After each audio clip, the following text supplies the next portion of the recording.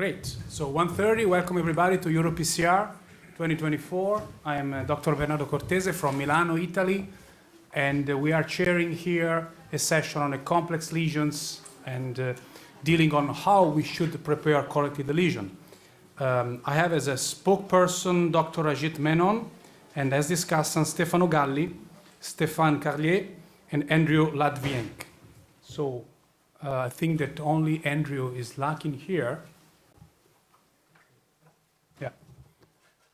So probably he will make a little bit later. So today the aim of this session, which has been designed to correctly understand how to deal with the complex lesions. Because what is important is not only to deliver the final therapy for coronary artery disease, but we want to understand which is the best tool that we should use every time to manage the complex lesions in terms of microcatheter, in terms of balloon, in terms of optimization of the final treatment. It's pretty hot, I have to say. If it's possible to lower a little bit the temperature, I would appreciate. Thanks a lot. Me too. Yeah. So we completely agree on that. We'll see if we agree also on the discussion. I will have to present also a live in the box case, which is a very complex one, but we will have a lot of time to discuss. So I don't want to lose other time, and I'm asking Dr. Menon to present the first speaker. The first talk will be on optimal coronary preparation with the new Wedge NC scoring balloon. I invite Dr. Stephane, Carlier. Hello everybody, and really thank you for BrosMed to organize this symposium on a very important topic, which is actually scoring the plaque. And we will agree that there are always some conflict of interest that must be there. I always think that it's better to have many conflict of interest than only one, so I don't mind having so many listed. So we agree that our job in the cath lab is breaking rocks most of the time, and when you go to the basic histology and the work from the group of Renu Virmani or others, you understand why sometimes we have that feeling of being prisoners. Good news is that we are talking a lot on ways to escape these jailed coronary arteries by calcium. And for today, I would like to just focus on the approach that consists of precisely scoring the plaque in order to have a better stenting inspection after. And this is something that I have been doing for many years, and already in 2007 we were reporting from CRF, where I was working in the core lab, the results of the first angioscope trial showing that scoring the plaque, and that was for soft plaque, fibrotic plaque, or calcific plaque. You see that it's even better for calcium. There is a better stent expansion after, and that's a funny concept. That stent expansion is actually looking at the expansion compared to what you would get in air of a stent that is at 3.5 millimeters, set at 12 atmospheres should be 3.5, or at 16 atmospheres should be at 3.6. Really, there have been a lot of work done with the scoring of the plaque, and there have been numerical studies, there have been some studies based on OCT, where you really see the increased stress at the level of the scoring element that will very minutely intensify the stress and break the plaque just at the level, and this is the way you can prepare the plaque better. There have been this concept of the stent expansion that has been measured in other studies, and it has been measured also with OCT, and you see here some results showing that there was also a better expansion in this study. We were trying with the wedge, and please remind, this wedge was a semi-compliant version. There was one nitinol wire in order to cut the plaque, and we were looking at the stent expansion compared to a conventional semi-compliant predilatation. We were enrolling up to 78 patients, and we have been treating up to 95 lesions. These data are going to be shown on a poster by my good fellow and colleague, Dr. Ghaffari. This is a poster where he shows the methods that we were using based on some stent enhancement techniques in order to measure in multiple views this stent expansion, and this is something that we can assess before and after post-dilatation. There were no difference finally between these two arms, and you see that the stent expansion for the conventional arm or the wedge was the same. What we saw is that there was a difference in the successful crossing of the lesion with the wedge, and in the same time we saw that there were more balloons used non-compliant in order to better prepare the plaque in the conventional arm. There have been many measurements, and Shadi is going to present this PhD thesis on this Friday, actually. And he has been doing all the core lab analysis. You see that there is here no difference in the average stent expansion. We did some IVUS, we did some scientific data, but let's go back to one case. You see here, this is, I would say, quite calcified lesion at the ostium of the circ, and you see by IVUS that this is a heavily burden of calcium. You see some ring, so it might be not too thick as we know, and we know that in this case, if we want to prepare this optimally, we will have to better score the plaque, and this is the wedge that we were inflating just at 7 atmosphere, and you see that some remaining print on the balloon, but you see that with IVUS, we clearly see some crack already in this. So this is enough to go further and do some stenting. We were comparing the stent expansion at the nominal pressure, and then we were doing some post-dilatation, and this is finally the results with these patients, and you see that we were obtaining quite good expansion. I think that we were missing this one, the wedge non-compliant, because then there is a very high rated burst pressure, 22 atmosphere, and we can go then with a device that has a very nice small profile. There are then possibilities to better crack this calcium, and there have been already some data from China shown here. Those 9 centers were including 99 patients, and they clearly saw a difference in the acute lumen gain in the minimum lumen diameter reach and the diameter stenosis. This is before stenting. So we have this Wedge NC also in the lab now, and we have been doing some case, and you see here a nice case that was first a patient seen preoperatively with some ischemia. We do the coronarography, and this is a lesion on the right that we choose to treat with some scoring of the plaque and some drug-eluting balloon, and we see some interesting results at here. Couple of months later, you see a very nice results, and yes, in the same time that occluded circ that we will address after his hip operation, and this is what we did more recently. You see that we were trying to find a better way to visualize where to go in this distal circ, and we can see here that it's not right at the bifurcation that the stump is. It will be a bit further down, so we take just a Fielder XT and a Pronavi 1.7 French catheter, and you see that we are not able to cross easily with the Fielder XT, so we go for a better penetrative wire, the Gaia 2, and finally we succeed to reach the distality.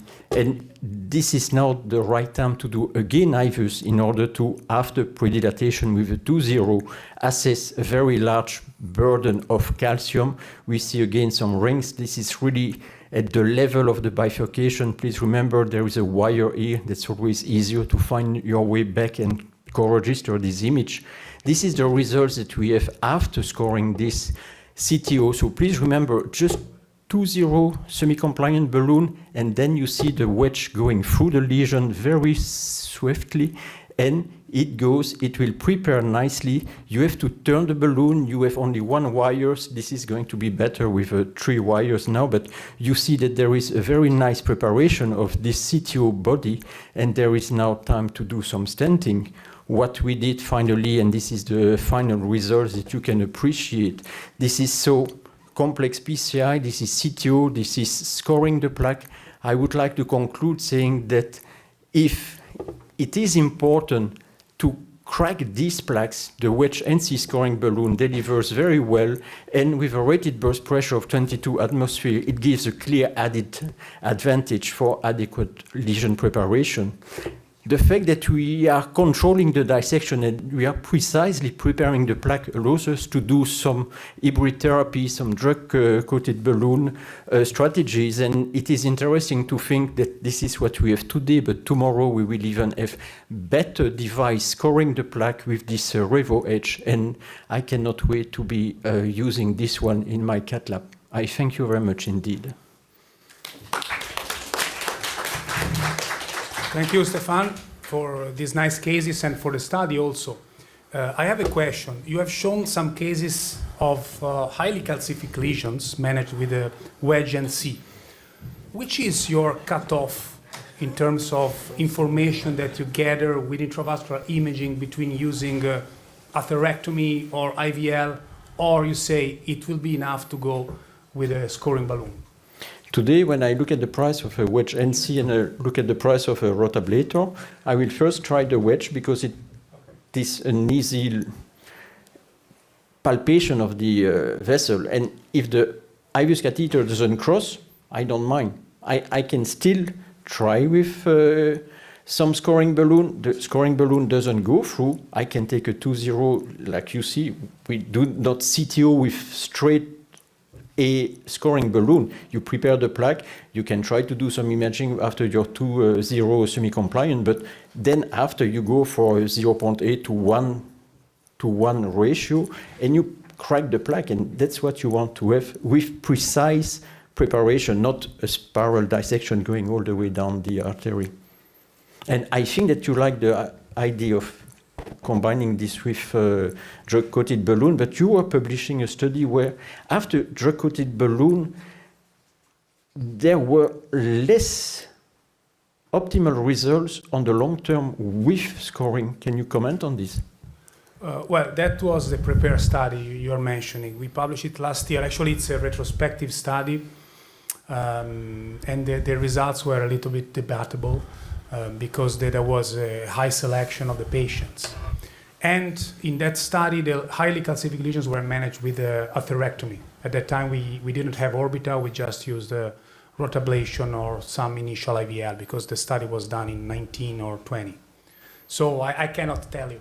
We are managing that and trying to understand that with Piccoletto 3, actually, because there will be 2 randomizations. Mm-hmm. The first one will be between semi-compliant or non-compliant versus scoring balloon. So we need this type of data. Yeah, I think so. That's clearly a need in our field. Stephane, congratulations. Regarding the point that is exploring with Bernardo now, only technical point. When you prepare in the DCB, do you use 1-to-1? Which is the pressure? Which is your feel before DCB? When you are in mind to use the DCB in de novo? 0.8 to 1. Okay. Not 1. I mean, you are going to break everything and you are going to have huge dissection. But then you go as high as necessary to see the balloon and really. You know that I like to do some IVUS, but yeah. I cannot afford this all the time, but I can always do a stent boost on the balloon and see the balloon expansion. And you see the wire, you see the cutting elements that are straight or not, and you have to look in 2 directions. Yeah. Then you can do this with the stent after, and that's all the thesis of Shadi, but that's very, there are a lot of information looking in the wall of the artery from a stent boost image. Okay, thanks. Stephane, wonderful presentation. Thank you. Just a couple of questions. One is, where would you select an NC wedge balloon and where would you use a semi-compliant wedge balloon? Because I think the semi-compliant, there's no more there's no more room for a semi-compliant scoring balloon. I think that we should prepare the plaque with high pressure scoring device. Right. And when you're talking about drug-coated balloons after any scoring balloon, which is coming, which is a lot of papers on it, would you recommend that in proximal LED or proximal circumflex lesions in the real world scenario, would you still recommend that you would do a scoring balloon and just a drug-coated balloon, or would you be a little wary about that? It's interesting. I used to say that I started to do PCI last century now. And last century we were with Patrick Serreus doing the debate trial, where we were flow optimal PCI results with a balloon versus stent. And if you had a good flow and a good coronary flow reserve, you could leave some dissection, and that was the concept that now you can even do a better job, I think. If you have a good flow, if you don't have flow limiting dissection, you go there and you put some paclitaxel or whatever you want, limus, that will be even better than debate. Yeah, I fully agree that you will need to create some room into the media to let the drug penetrate better, mostly in a highly calcific lesions. And if you don't see the dissection, and sometimes the fellow is telling you, yeah, but there is some stain, I think that's normal. I mean, that's how you break That's the way, how it works. It's how you escape that jail. That's fine. I think we can move on to Stefano. Stefano is presenting us a pot and wedge, how to prepare and optimize PCI. Thank you. Big thanks to the BrosMed for invitation. And so pot, every day we do a pot, every day we told about pot, but how do very well pot. So pot to optimize proximal to carina, to optimize post-dilatation. It's very important to avoid geographical miss and to avoid trauma outside the stand, and pot to modulate high pressure post-dilatation in the ostium, for example, left main, and to flare ostial stand. But pot with dedicated balloon. Today, in the case in the main arena, we see the pot with a balloon outside stand over the carina. So it's very important, the short length and the cube shape shoulder. And dot is distal. Obviously, normally we don't use every time, but when there is an inverse discrepancy between a vessel diameter across the bifurcation in Medina 010, or to correct distal stem malposition or distal under-expansion or in tandemly bifurcation lesion. So this is a concept of pot to avoid under-expansion proximally, but also to avoid the overstretch over the carina. Which is the risk to overstretch the carina? The risk is to carina shifting, pinching the carina, and sometimes we know very well if the lesion, there is a lesion or there is only the move the carina. And also the possibility to rewiring, if you do a pot very well, is better.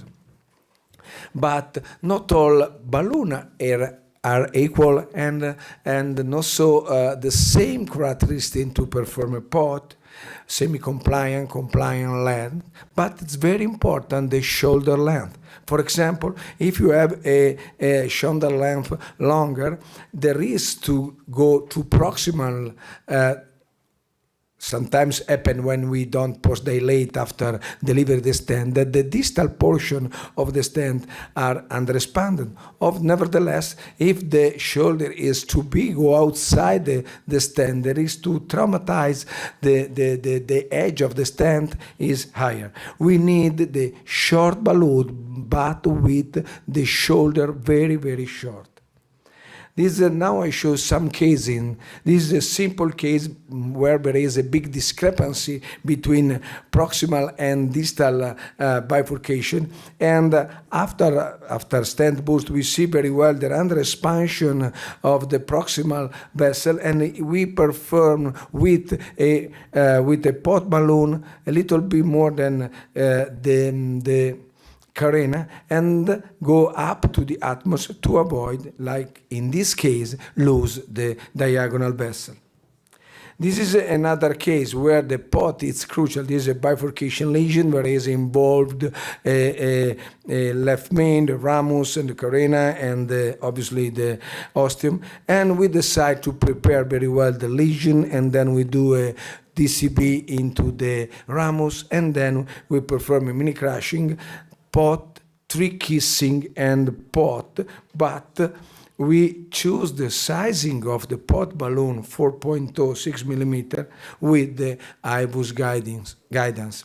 And also after pot, kissing pot, okay, the result is good, but if you go inside with the imaging, we see very well that in the proximal portion, a part of a lot of rewiring, the stent is well opposed, very well open, and also the carena is 8.5 millimeter square, and also the ramus, the LAD ostium, the circ, is very open.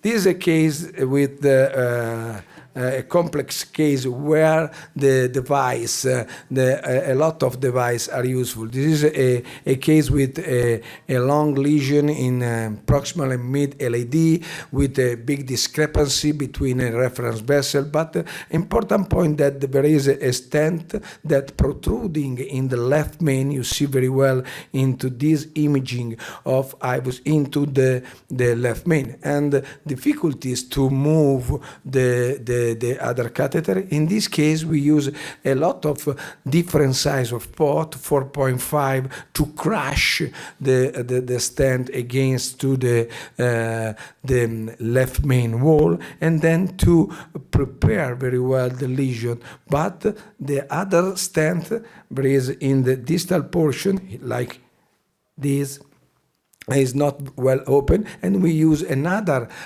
pot balloon at high pressure to prepare very well. After preparation and after pot, and we decide to put a stent, but obviously if you remind the imaging, there is a lot of discrepancies. In this case, we use a 3.5 pot in the mid portion, and in this case is the dot procedure. Use a 4.0 balloon distally to the carena and 3.5 proximally to the carena, because there is a discrepancy, and we can go directly with a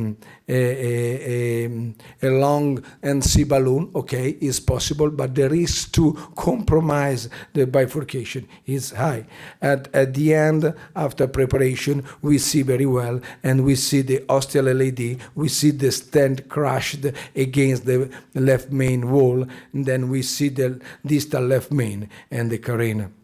And another case where the pot is crucial, but I believe this need a short balloon. Is this case, the decay culotte case. We prepare in this case with circ and LAD with wedge balloon 3.0, and after preparation we decide to, I believe that is better to cross the circ, and we perform a pot with a short balloon 4.0, and then we see the possibility to rewiring. In this case, I go too fast, and it's not so easy to recross LAD, but normally after pot is very, very easy.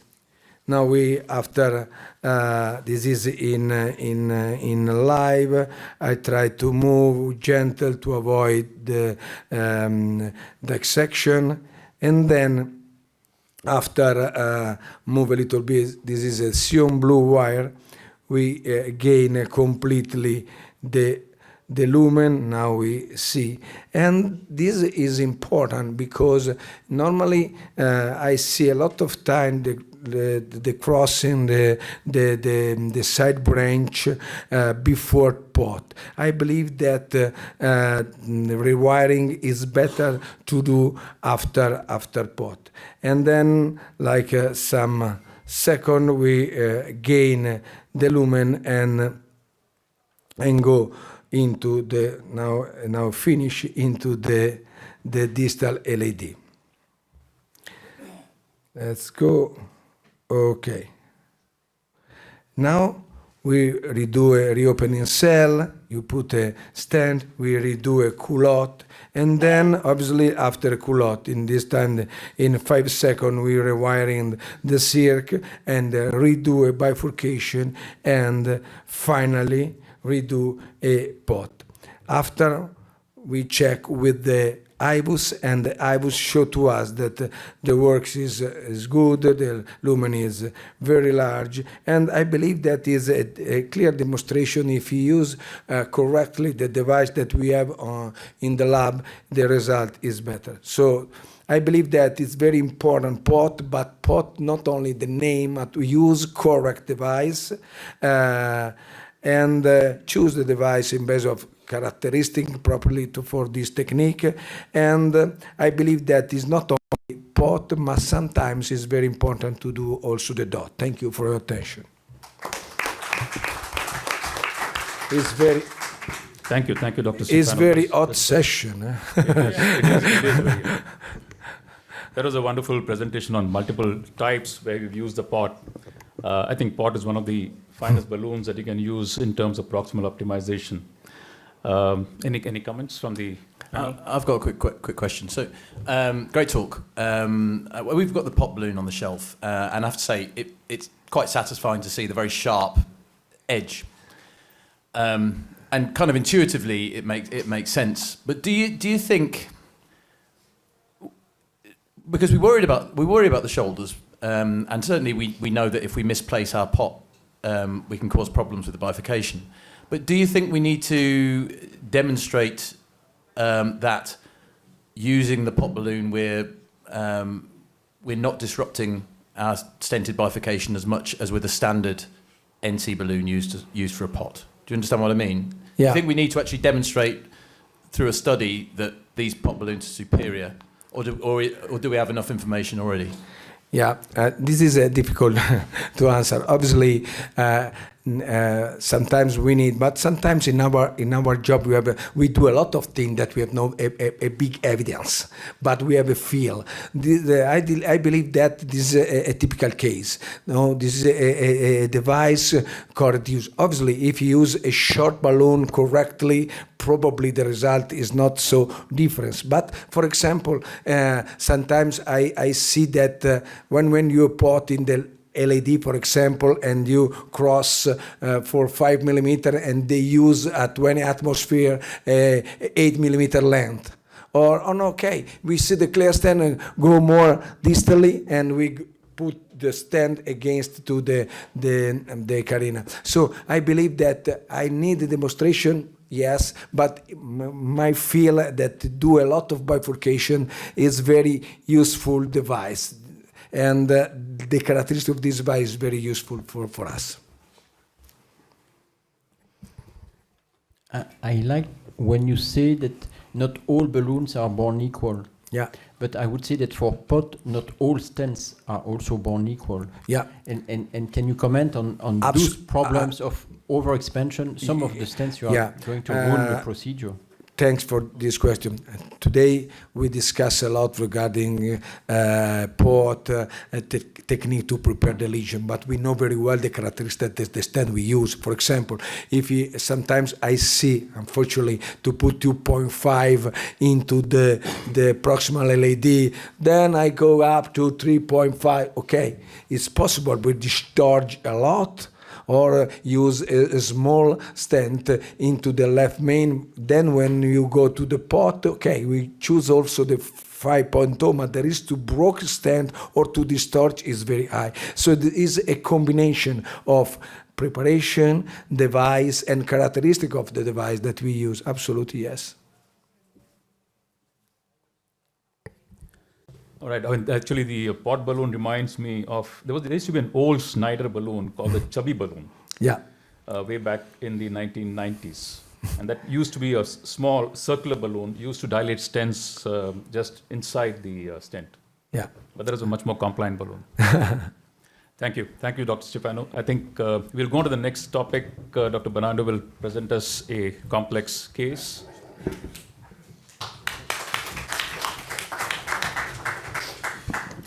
Yeah, Stefano, you had a very successful presentation also in being able to reduce the temperature, actually. I'm going to, just to start and let it go, a recorded case.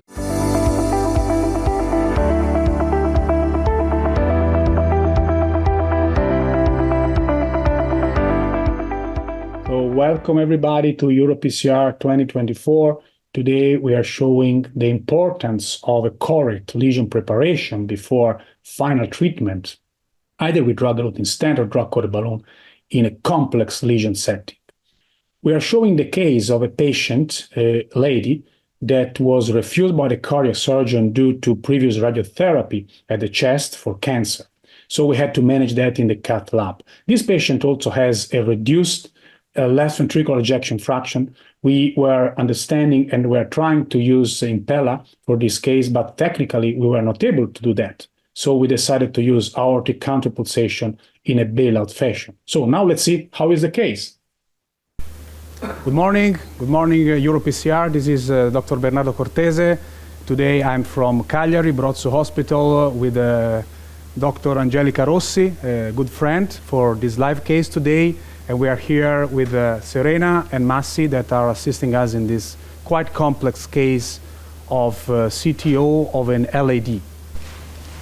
Hi there. Thanks, Bernardo, for this great opportunity for my cath lab, for our team, and welcome in Sardinia, Brozzo Hospital of Cagliari. It's quite cold, but Sardinia is wonderful as usual. So today we have a case of a 71-year-old female with diabetes, and this lady came for an acute coronary syndrome. Left ventricular ejection fraction is quite reduced at 35%, and she has a three-vessel disease. You can see in the images that there are two CTOs in the distal RCA with a diffuse disease, calcific lesions, and the LAD is occluded in a mid part after a lung disease, including also the left main. The idea here is to use a microcatheter, a Pronavi microcatheter, which is a microcatheter with a good pushability. It's hydrophilic in the last part, and it's able for, hopefully, to help us in achieving the distal lumen of the vessel. And the idea is to use a Fielder XTA to manage that. Save, down. Save, down. Aspetta, devo ancora vedere. Okay, save. So now we are dealing with the lesion. We are using an Alveo HP, which is a balloon dedicated for CTO, the very low profile. But the advantage is that you can use it also at high pressures. You can go up to 20 atmospheres. Again here, up to 20 atmospheres. Okay, we go to 20. This is a 1.5 by 10. Okay, so you can see here that after a predilatation with a 1.5 balloon, the vessel is still not open. But as I said, there is a collateral flow from the RCA, so there is some competitive flow. Now, we want to, after having protected the diagonal branch, we want to increase the size of the balloon. We are using an RTMS, which is a sort of semi-compliant workhorse, but you can see that it has a pretty nice deliverability. Okay, you can inflate it here slowly at 4, 5. There is a quite big calcification more proximally. The balloon is not well expanded, so it's not strange. So down. Because the idea is to do imaging, but I'm not sure if we will be able to visualize the CTO with the OCT. CTO with the OCT. Because it's quite, the flow is not very optimal for the OCT. So now we are dealing again with it, and then we decide where to do the OCT. So again, 10.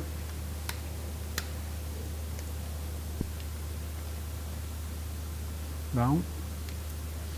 Here you can see that the balloon is making some difficulties in expanding in the calcification. So we are with the RTMS, we are at 14, 15. Okay, let's try 16, 17, 18. Still there. Okay, down. So we don't want to force this too much. We are going to assess it with the OCT now. Lesion preparation, this is the aim of this course, is of paramount importance, but it should be done in a stepwise approach assisted by imaging. So now we were not able to cross with the OCT, so we are crossing to a scoring balloon because we need to have more room for doing the imaging. Now we have used a Wedge NC, which is a scoring balloon with a nitinol wire, inflate at 4. This is a 275.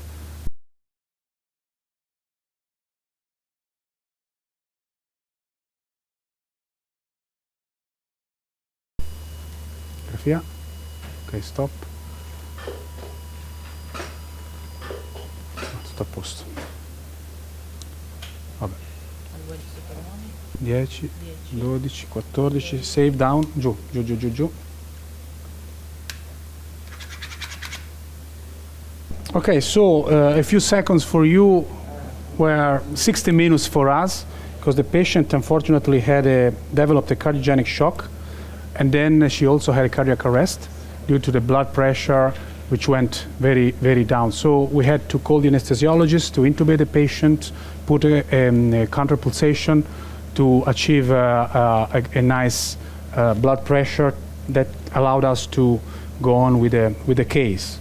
So what we did afterwards was to manage the left main disease. We put a stent, a 3.5 by 30 from the ostium of the left main versus the proximal LAD. Then we did a kissing balloon with the circ, which was open with a balloon in a provisional stenting approach. I'm going to stop this because it's quite interesting to understand the pathophysiology of what happened. So probably we squeezed the lesion at the ostium of the LAD and the distal left main, and this created a shift of the carina versus the circ. The circ was paired. Circ was okay. The ostium you have seen by the OCT, it was okay. So we squeezed the carina, we moved it, and then the patient with this reduction in left ventricular ejection fraction went from a mild mitral regurgitation to a severe mitral regurgitation. Because when we called the anesthesiologist, we also asked the echo guy to come and do a fast echo. So we had a 20% left ventricular ejection fraction and a severe mitral regurgitation. And then we use a POT, non-compliant balloon, for the dilatation of the proximal part of the stent in the left main. That was pretty nicely done with a POT, non-compliant balloon, which has very small shoulders and allowed us not to go into the proximal LAD. And that was good. And then we went again, in managing the proximal and mid LAD. We went again with a scoring balloon 3.25 in the proximal LAD to reopen it nicely, because according to the OCT there was still a calcification and recall that had to be managed somehow. Then we reopened, as you can see, okay, inflate at 8. We reopened the CTO, which had again a recoil, and now we are using a drug-coated balloon, 12. This is one of the latest generation drug-coated balloons, Restore. It's a paclitaxel-coated balloon with an amorphous formulation, 14. So there is no risk of distal embolization that you may have with some other types of drug-coated balloons, so in a crystalline formulation. So now we're inflating the first Restore at the site of the CTO. It's 30 seconds. And now we would like also to manage the proximal part of the LAD. Let's show the last angel. This one. Okay. Which was prepared with a scoring balloon proximally. And now we would like to manage that also with another drug-coated balloon. Okay. So this is the Restore drug-coated balloon with an amorphous formulation. You can see that there is no flake of paclitaxel on it. Okay. Come si vede tutto.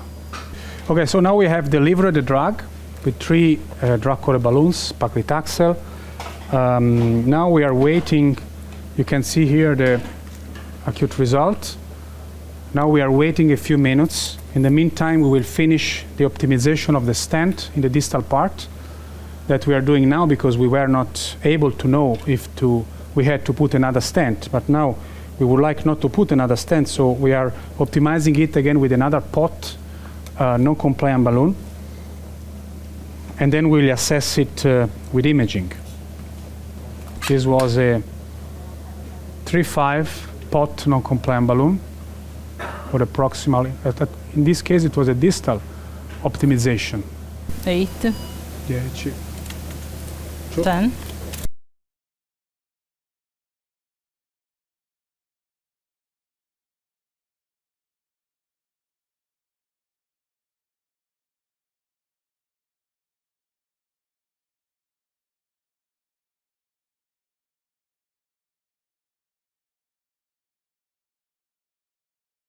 In the end, after the orthogonal view, we had this nice dissection, which is not really nice. So in the end, we decided to put a stent, which is a 3.0 by 22, and now we are post-dilating it. So we think that we can finish here. The stent was optimized. Unfortunately, we had to fix all of the part treated with DCB because of this, I would say, nasty dissection in a patient with low blood pressure, adrenaline. So during the weaning, there could be lowering the blood pressure. So I wouldn't be happy leaving this type of dissection like that. So we fixed them. So the distal part, the CTO, was managed with a DCB. We can intend it as a final treatment, hoping in a positive remodeling of the DCB, hopefully, or as an investment procedure in the next few days to see what is going to happen, because this patient will need to be treated for the RCA. So that's it. Thank you. Also, the circ is okay by the OCT. The diagonal branch is okay. What do you think, Angelica? That we can we'll check it in a few days. Yeah. All right. Thank you very much. Bye. Goodbye. Bye-bye. Wonderful case. It basically demonstrated wonderful planning in terms of what materials to use, what to use, how to plan a procedure. What would you think about the? I mean, when the patient went into cardiogenic shock, I thought there was some. Was there a lesion at the ostium of the circumflex at that point? It was just a plaque shift. Yeah, there was a shift of the carina. Shift of the carina. So we had a 80-90% stenosis of the circ, which was a very vital area of the myocardium. And then really you can see that, I don't have the images of the echo, but you can see it that the mitral regurgitation was very severe. So what did I think when the patient developed? I would have liked to use the Impella since the beginning. So that's the thing that I was thinking at. A lot of times when you have a gut feeling to use something, it's always better to use that, because eventually you will end up using something. Can stop it. Too late. Thanks. Yeah. That's how it works. Any other comments? There is also a microphone there if somebody wants to comment or ask questions.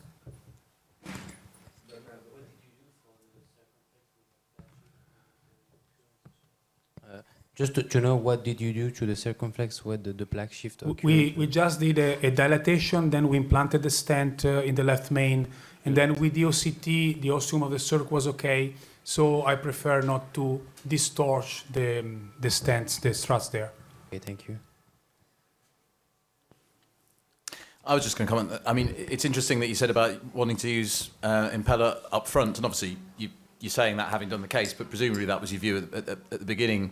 We're taking part in the BCIS CHIP 3 trial in Leicester, and that's in high-risk cases, so severe LV impairments where you're using calcium modification and the jeopardy is high.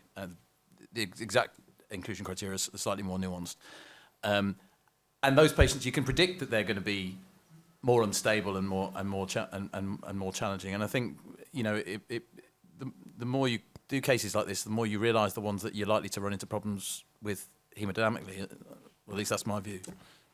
Yeah, as I said, I agree with you. As I said, this is, if despite the data are, you know, yet to come, But I totally agree that in this case, in my cath lab, I would have done with Impella up front. If Impella is not available like it was the case here, I would have rescheduled it again for another day. But the patient was still symptomatic for chest pain, so we had to do that. And we decided to do that in a bailout fashion with a aortic counterpulsation.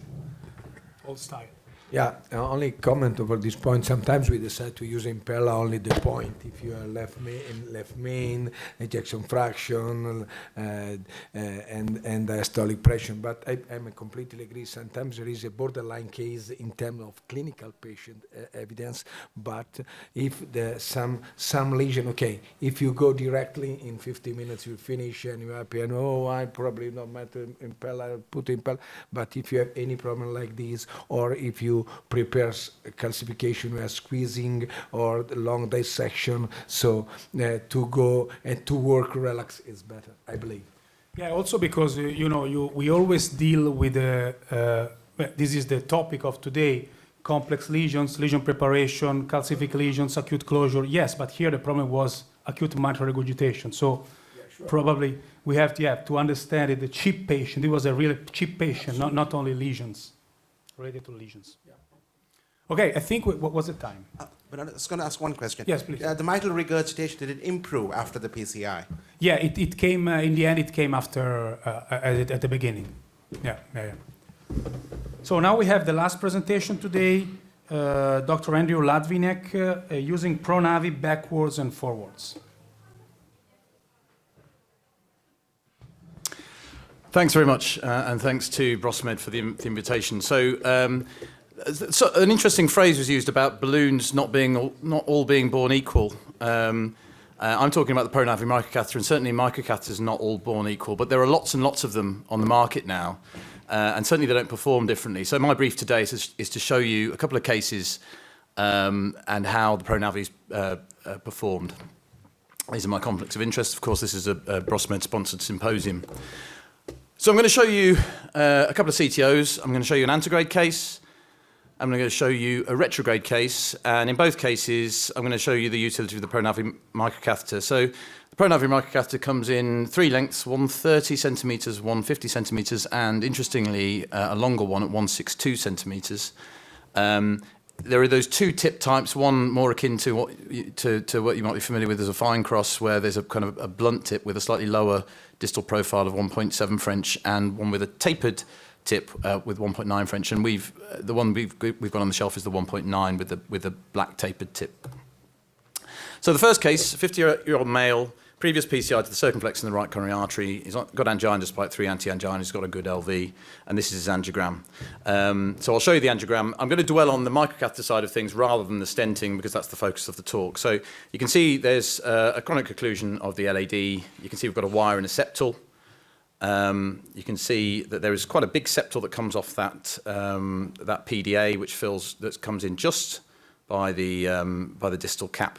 So we've got a blunt proximal cap. It's slightly ambiguous with that septal coming off. It's pretty straight. It's 15 to 20 millimeters, so it's not too long.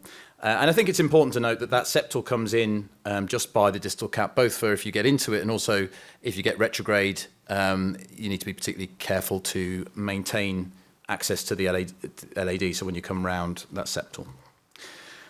So given those characteristics, the primary strategy was antegrade wiring. We've got an option for antegrade dissection re-entry and for retrograde, should that not work. So here we've got a 130 centimeter Pronavi microcatheter, and we've got a Gladius EX wire. And I'm going to show you the wiring with the microcatheter to show you how it behaved.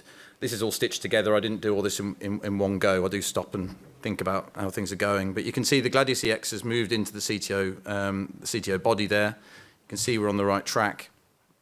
And one of the things the Pronavi did quite well here, you can see that it's followed the wire, so we're able to get closer to where the tip of the wire is, which allows us to exchange wires if we need to, and also provides us with more tip penetration by having the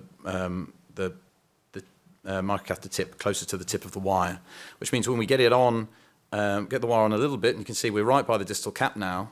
If we get the microcatheter a little bit further on, it gives us that extra tip force to be able to push on and wire the occlusion, which will just happen now. So what you can see is we've wired into that septal. So So the question now is, do we just come back, potentially give up our ground and try and drop into the LAD, or do we follow it with the microcatheter? And you can see we followed it very well. We've exchanged out for a workhorse wire, and then we can very easily take a dual lumen microcatheter and deliver a wire to secure the distal vessel. So here you've got a Sasuke, I think that's a Sion wire. You can see we've just dropped it across into the LAD, and we've wired it without giving up any of the ground that we made. So we go on to predilate. As I said, I'm not going to dwell on this part. We stent the proximal vessel. We predilate the distal vessel and use a DCB in it.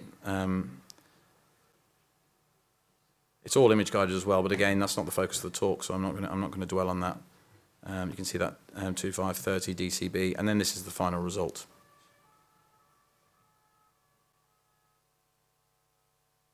So a pretty straightforward case, but where the Pronavi performed pretty well with an antegrade wire strategy. On to the second case, which is a little bit more complex, using it backwards. So 55-year-old patient, he's got angina and exertional dyspnea, and he's got severe left ventricular systolic dysfunction with a dilated left ventricle, and that becomes important a little bit later on.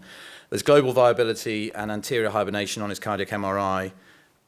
He was discussed with the surgeons and considered to be too high risk, and they weren't happy with the distal target on the LAD, so he was referred for PCI. So these are the contralateral setup pictures. You can see there's a blunt cap just at the ostium of the LAD. You can see the right coronary artery is diseased, and we'll come back to that. In the RE overview, you see these septals. But what you don't really see is very much distal filling. You see the septals going to where you think the LAD is. So again, we've got a blunt proximal cap. It's slightly ambiguous. It looks pretty straight. You can see the calcification, and you can see into where that stent is. And it's really difficult to know where the length is. In fact, the whole course of the vessel is pretty ambiguous here. The one thing we've got to help is there is an old stent here, so we know, broadly speaking, what we're aiming at. So I think here, it's very unlikely we're going to be able to wire this antegrade and know where we're going. So the primary strategy was a retrograde one. But of course, you still need to make antegrade progress. So here we've got a turnpike and a Gaia 3 wire, and we do manage to get in close to the stent, but the wire's not free. We're certainly not in the lumen. And pretty quickly we decide to move to a retrograde approach. So here we are in an RAO view. You can see we're wiring, this is a Sion black wire. We're in quite a distal septal, which again is relevant, and you'll see why in a second. So we wire into the LAD. You can see we're overlapping with that, with our antegrade wire, which means we're in a good place. The wires are dancing together. And then this is a 150 centimeter turnpike LP. And you can see it's struggling a little bit. So I've got two problems. The first is that the microcatheter won't cross.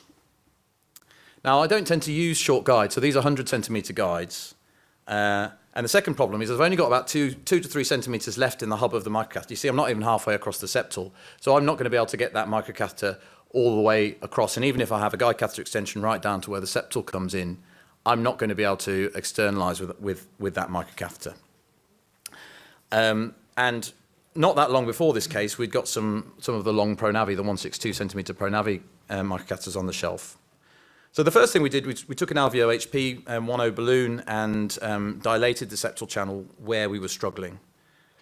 And then we took a 162 centimeter Pronavi. And you can see it's really sailed up the collateral.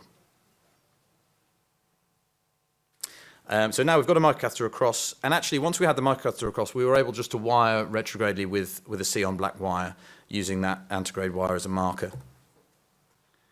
Again, we've come in partway down the LAD, so we use a dual lumen catheter to deliver another wire and secure the LAD.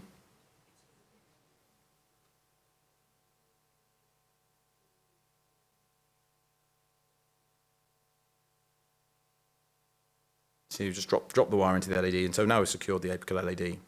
Now, the ostium of the circumflex was diseased, the left main stem was diseased, so there's a fair amount to do. So I've put it all in one. You can see that's a 50 millimeter pot balloon with the very short shoulders there. We culotted the circumflex in the left main. We used a DCB in that first obtuse marginal, and we also used DCBs in the distal LAD, which, as you can imagine, was pretty small and underfilled, but diffusely diseased as well.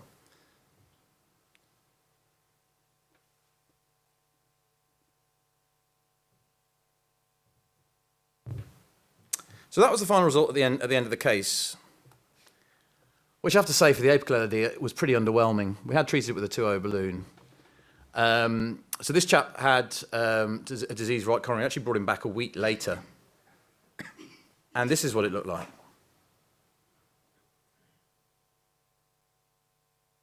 So a pretty nice case. That LAD has plumped up after treatment with a drug-coated balloon. And actually a result which, bearing in mind what we started with, I think is pretty acceptable. So really this was just a quick whiz through a couple of cases to show you the utility of the Pronavi microcatheter. I think you saw from the first case that actually for crossing a CTO body, it performs pretty well, and certainly my experience of it so far is that it does perform pretty well and it crosses pretty well, which is not true of all microcatheters. Used retrograde, they do cross collaterals well. They're braided microcatheters rather than coiled, so it's not a case where you talk it through. It's a case of maybe wiggling it a little bit and pushing, but they do cross well. And finally, having that 162 centimetre length can be useful. There are times when either when you've got a long way to go, or you're going via grafts, or you're going around a long epicardial collateral, where having that extra length of a microcatheter can really help you get a complex CTO done. Thanks very much. Thank you, Andrew. Two very nice cases. I have to tell you that I completely agree with you as regards the second one. In terms of not putting stent in the distal part. So it wasn't an investment procedure, but you invested on that. You said, okay, it's gonna, there is some conflicting flow. Let's see it in a few days. And that's the way to do. And I would also like to add that probably you will see a lumen enlargement within the time in that area. Yeah, I mean, it was unusual to bring the case back quite as early as that. So, if I brought it back 6 weeks, 8 weeks, 3 months later, it may well have looked even better than it did. But it's striking that after just a week, it looked as good as that. Comments? How much time do we have? We have 2 minutes for comments. We have 4 minutes total. I think you can go ahead with the... I think, Professor Bernardo will now have a presentation on innovations unveiled, BrosMed new product preview. Before he starts, I'd just like to comment on this, that we had excellent presentations from all the presenters on different types of modalities used in complex procedures. And mind you, these procedures make them look simple, but they're all done by highly experienced operators and highly complicated procedures. And I think the basic thing lies in the planning of the procedure and the use of of proper catheters and proper materials that optimize the results. Over to Dr. Bernardo. Yeah, thank you.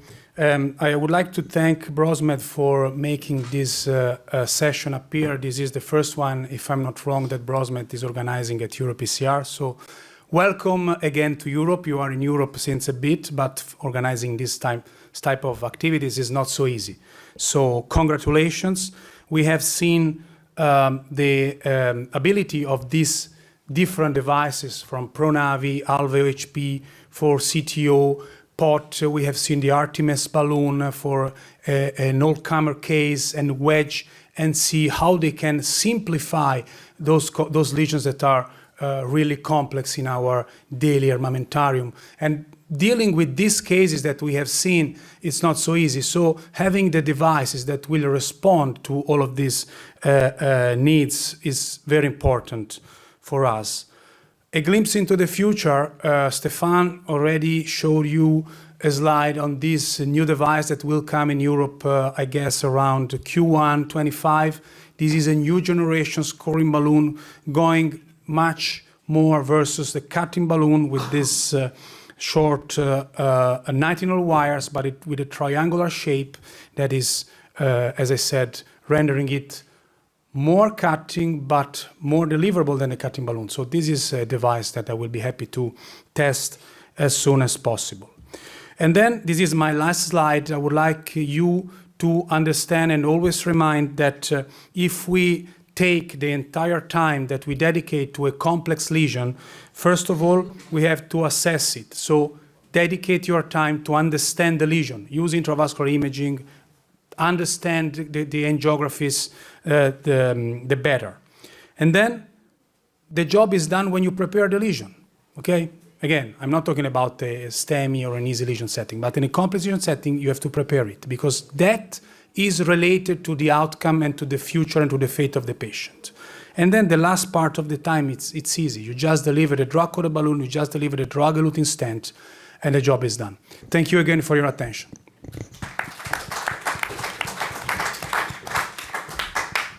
Thank you everyone for having attended this session. Thank you to BrosMed for this wonderful session, and I thank all the speakers. It was a really educative session that we had, and thank you all very much once again.